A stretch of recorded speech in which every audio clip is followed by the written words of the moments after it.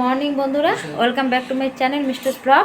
তো তোমরা সবাই কেমন আছো? আশা করছি সবাই ভালো আছো। আর বেশ ঠান্ডা পড়ছে, স্নান করে যা ঠান্ডা লাগছে। তো চলো দেখাচ্ছি আজকে কি রান্না হবে আর মা আমাকে আজকে কি কেটে দিচ্ছে। চলো, আজকে হবে লাউ, কেননা আজকে আমাদের নিরামিষ শুক্রবার। তো এখন বাজে সকাল 8টা, আর এখন থেকে আমি তোমাদের সাথে নিয়ে আমার ব্লগটা শুরু করছি। আশা করবো আজকের ব্লগটা তোমাদের সবাইকে খুব ভালো লাগবে। তো মা ওইদিকে আমাকে সবজি কেটে দিচ্ছে, তোমাদের তো দেখালাম। আর এদিকে আমার বরমাসের জল নিয়ে আসলো, খাওয়ার জল শেষ হয়ে গেছিলো, সেই জন্য গিয়ে সকাল সকাল জলটা নিয়ে আসলো। কেননা পরে তো আর পারবে না, কখন জল থাকবে না, তাই না বলো?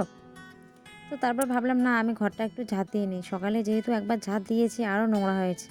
কেননা এই ঘরে তো আমরা 4টা মানুষ সবটা সময় থাকি। তো এই জন্য এই ঘরের ভিতরটা বেশি নোংরা হয়। আর আমাদের ঘর সারাদিন বন্ধই থাকে, কেননা মেয়ে তো সারাদিন ঠাম্মির সাথে থাকে। তো আমি একা একা কী করবো, বর যায় কাজে। তো সেই জন্য আমিও মার সাথেই থাকি, মা মেয়ের সাথে। তো ঘরটা আরেকবার ঝাঁট দিয়ে নিচ্ছে। আর ঘর নোংরা থাকলে না একদম হাঁটতে ভালো লাগে না, পরিষ্কার থাকলে হাঁটতেও ভালো লাগে আর এমনিতে দেখতেও ভালো লাগে। এমনিতেও তো দেখো, মানে দরজায় ঢোকার দুদিকে দুটো বস্তা দিয়ে রাখছে, কেননা পা মুছে ঢুকবে। যতই পা পরিষ্কার থাক না কেন, তাহলে ঘরটা একটু কমই নোংরা হয়। তো যাই হোক, মার ঘরটা ঝাড়টা দিয়ে চলে এলাম আমার রুমে। তো আমার রুমের অবস্থা দেখো, এমনি বাসি বিছানা তুলে রাখছি, কিন্তু আজকে ভাবছিলাম যে বিছানার বেডশিটটা তুলে ধুয়ে দেবো। সে কারণেই মানে বিছানাটা ঠিকঠাকভাবে তুলিনি। আর ভাবলাম বেডশিটটা তো দুদিন ধরে ধুয়ে দেওয়া হয় না, তো আজকে বেডশিটটা তুলে একটু ধুয়েই দিই। আর দুদিন পর পর বেডশিট ধুয়ে না দিলে ভালো লাগে না। তো আমার তো বেশি বেডশিট নাই, সেই জন্য তোমরা হয়তো বলবে যে একটা বেডশিটে তো প্রতিদিন দেখি। হ্যাঁ, একটা বেডশিটেই থাকে। তো যখন এটা নষ্ট হয়ে যাবে তখন না হয় আর একটা নিব, নতুন নতুন মানে নিত্য নতুন নিয়ে ঘরে জমা করে রাখবো। মানে গরিবের সংসারে যা হয়, গরিবের সংসারে তো আর অ্যাভেলেবেল থাকে না, তাই না? 2-3টা জিনিস দিয়ে চালাতে হয়। আর তাছাড়া বড় কথা হচ্ছে গরিব ধনী না, সবচেয়ে বড় কথা হচ্ছে জিনিস যত্নের উপর লাস্টিং করে। যত্ন যেমন হবে জিনিস তেমন যাবে। এমন জিনিস আছে যে 10 বছরও নিয়ে যাওয়া যায়, আর এমন আছে যে যত্নের অভাবে 1 বছরও শেষ হয়ে যায়। এটাই হচ্ছে আমার কথা। সেজন্য আমি বলি চলছে। আর এমন তো না নষ্ট হয়ে গেছে, তাই না? দেখো, নষ্ট কিন্তু হয়নি, নতুনই আছে। আর দেখো, 3টা বালিশে 3টা কভার।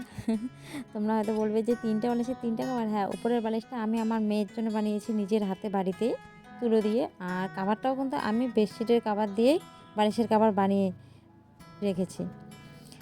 তো যাই হোক, এগুলো গল্প না হয় থাক, অন্যদিন করা যাবে। তো তারপরে ঘরটা একদম বিছানাটা গুছানো শেষ, ঘরটা ঝাঁট দিয়েছি সকালবেলা। তো ভাবলাম একটু ঘরটা মুছে নিই। আর মায়ের ঘরটা তো একদম ঝাঁট দিয়ে মুছে কমপ্লিট করে রেখে দিয়েছি। তো ভাবলাম আমার ঘরটাও একটু মুছে নেই। প্রতিদিন না একটু করে না মুছলে ভালো লাগে, কেন বলো তো? এই রাস্তা দিয়ে যে ধুলো বালি সব এসে বারান্দাগুলোতে জমা হয়ে থাকে, ভালো লাগে না, হাঁটতেও যেন ভালো লাগে না, মনে হয় সব নোংরা যেন বিছানাতে চলে গেল। তো যাই হোক, অনেক জামা কাপড়ও এদিকে ভিজিয়ে রেখেছিলাম। তো ঘরে কাজগুলো কমপ্লিট করে ভাবলাম না, জামা কাপড়গুলো ফটাফট ধুয়ে দিই, কেননা রৌদ্র আছে। আর আমাদের পেছনটাতে না এই গাছের জন্য, মানে গাছটা একটু বেশি হয়ে গেছে, বাঁশঝাড়টা, সেজন্য না রৌদ্রটা বেশি একটা আসে না। এই ধরো 3টার পরে আর রৌদ্র থাকে না। 3টাও না, 3টার আগেই রৌদ্র চলে যায়, 2টা 2:30টার দিকে। তো ভাবলাম যে ধুয়ে দিই, যদি তাড়াতাড়ি শুকিয়ে যায়, তাই না বলো? আর জিনিস মানে ধুয়ে দেওয়ার যেদিন ধুয়ে দিলাম সেদিনে যদি না শুকায়, জিনিসটা যেন একটু কেমন হয়, ভালো লাগে না যেন গায়ে দিতে। তো তারপরে মেয়েকে স্নান করাবো, আবার রান্নাবান্না আছে, তারপরে রান্না করতে যাব। তো এখন বাজে কিন্তু 9:30। আর আমার প্রায় কাজ কমপ্লিট। তো আগে রান্নাটা করব, রান্নাটা করে তারপরে মেয়েকে স্নান করাবো। এত সকাল সকাল স্নান করাবো না, কেননা ঠান্ডার দিন। ওকে ঠিক 11টার দিকেই স্নান করাবো।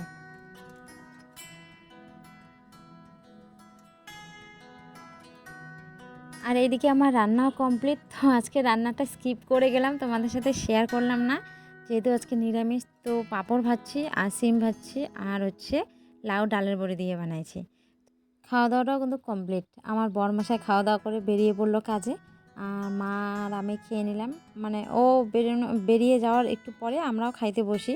তো খাওয়া দাওয়া কমপ্লিট, শুধু মাম্মামকে খাওয়ানো হয়নি। ওকে সকালবেলা একটা ভারী টিফিন দিয়েছিলাম। তো ওকে স্নান করিয়ে তারপরে 11:30 12টার দিকে খাওয়াবো ওকে আমি। তো চলো ফটাফট বাসনগুলো ধুয়ে নিই। আর দেখো কড়াইয়ের কি অবস্থা হয়ে আছে। দাগ হয়ে গেছে আজকে, কেন জানি না এরকম হয়ে গেল। মানে এরকম হয় না, আমার খুব হঠাৎই হয়। তো দাগগুলো তুলতে হবে, তাই না বলো? এরকম দাগ হলে না, দাগ তুলতে কিন্তু খুব কষ্ট হয়। কষ্ট হলেও করার কিছু নেই, দেখতে তো খারাপ লাগে, তাই না? আর কড়াইয়ে বাসনে দাগ থাকলে না আমার জন্য কেমন কেমন যেন খিটখিটে লাগে, মানে আমি শান্তি পাই না ওই দাগটা আমি যতক্ষণ তুলবো না। তো আমি মানে কী দিয়ে তুললাম বলো তো? আমি তুললাম হচ্ছে একটু বাসন মাজার সাবান আর বালু দিয়ে। কেননা বালু এইভাবে যদি আমি মাজি না, কেন দেখো কড়াইটা কত পরিষ্কার হয়েছে, একদম চকচক করছে। তো আমি মোটামুটি সপ্তাহে 2 দিন করে আমি এরকম করি, 2-3 দিন করে একদম পরিষ্কার করে নিই। আর অন্যান্য দিন সাত আর হ্যাঁ, একটা জিনিস বলে দিচ্ছি, মানে সবজি নামানোর সাথ গরম কড়ায় যদি নিয়ে এসে মাজা হয় তাহলে কিন্তু মানে সহজেই দাগ উঠে যায়। তাহলে আর মানে বালু পাথরেরও দরকার হয় না, শুধু সাবান দিয়েই উঠে যায়, শুধু একটু জোর দিয়ে বাসনটা মাজলে। তো এদিকে বাসন কোসন মাজা কমপ্লিট, রান্নাঘরের কাজ প্রায় শেষ। আর এইদিকে এই যে সোয়েটার জ্যাকেট এগুলো সব শুকাতে দেওয়া হয়েছিল। তো ভাবলাম না, এগুলো তো গরম হয়ে গেছে, এগুলো এনে ভাঁজ করে রেখে দিই। কেননা যখন আমার বেলাটা মানে চলে যাবে, ঠান্ডা লাগবে, তখন মাম্মা মা সব কিন্তু এখানে মাম্মা আর মায়ের ড্রেস, তো ওরা আবার গায়ে দিবে, তো গরম গরম গায়ে দিলে তখন মজা পাবে, তাই না? তো ভাবলাম গরম গরম এনে ভাঁজ করে রাখি। আর তারপরে তো পেছনে, বাড়ির পেছনে যে জামা কাপড়গুলো শুকিয়ে দিয়ে আসলাম, সেগুলো আবার নিয়ে আসতে হবে। মনে হয় না সেগুলো আজকে শুকাবে, হয়তো সাইডে শুকিয়ে যেতে পারে, কিন্তু বাদ বাকি যে ড্রেসগুলো দিলাম হালকা হালকা হয়তো ড্যাম থাকতে পারে। তো করার কিছু নেই, হাওয়াতে বাদ বাকিটা শুকিয়ে যাবে। আর সকাল সকাল কিন্তু বেশ রৌদ্র উঠে, মানে সকাল যদি ঘুম থেকে উঠে 7টা 7:30টার মধ্যে কাপড় ধুয়ে দেওয়া যায়, তো সেই কাপড় কিন্তু 2টা-3টার মধ্যে শুকিয়ে যাবে। তো আজকে না আমার ধুইতে লেট হয়ে গেছিলো, তোমরা দেখলাই যে 9:30টার দিকে আমি কাপড় শুকাতে দিলাম। এরকম আমার লেট হয় না, আমি মানে বেশিরভাগ দিনে আমি স্নানের আগেই কাপড়টা ধুয়ে দিই। কেন জানি না আজকে এত ঠান্ডা লাগছিল, তো ভাবলাম না, কাপড়টা পরেই ধুয়ে দিই। আর তার মধ্যে একটু বেলাও হয়ে গেছিলো, যদি আমি জামা কাপড়গুলো ধুয়ে দিতে যাই তাহলে আমার এদিকে আবার লেট হয়ে যাবে। তো আমার ভিডিও মানে যারা নতুন দেখছো তাদেরকে আমি আরও একবার বলতে চাই, প্লিজ চ্যানেলটাকে সাবস্ক্রাইব করে পাশে বেল আইকনটা অল করে দিও। আমার আরও নতুন নতুন ভিডিও তোমরা সবার আগে পেয়ে যাবে। আর হ্যাঁ, ভিডিওটা যদি ভালো লাগে তাহলে একটা লাইক করো, কমেন্ট করো, শেয়ার করো, আর সাবস্ক্রাইব করে আমার পাশে থেকো। আর ভিডিওটা কেমন লাগলো না লাগলো অবশ্যই কিন্তু কমেন্ট করে জানানোর অনুরোধ রইল।